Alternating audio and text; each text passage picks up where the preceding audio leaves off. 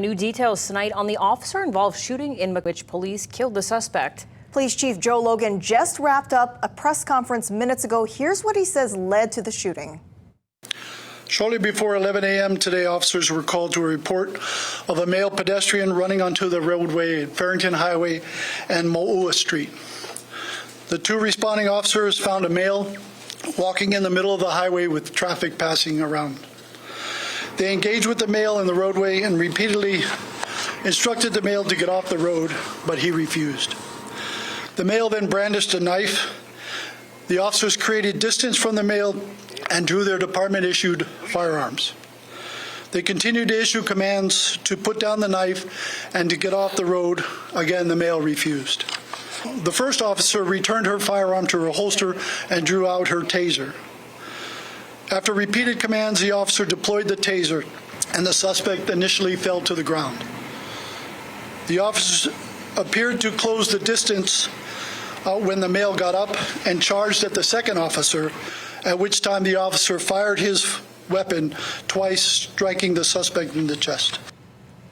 And the man was pronounced dead at the scene.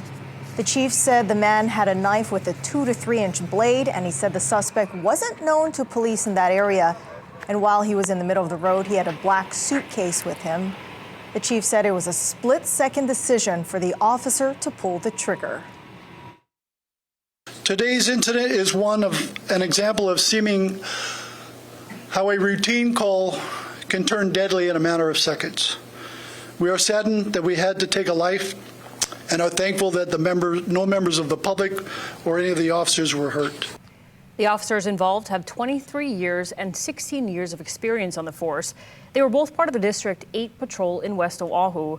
They'll be placed on administrative leave, which is standard protocol. And here's what the president of the Police Officers Union, Shopo, told Island News today.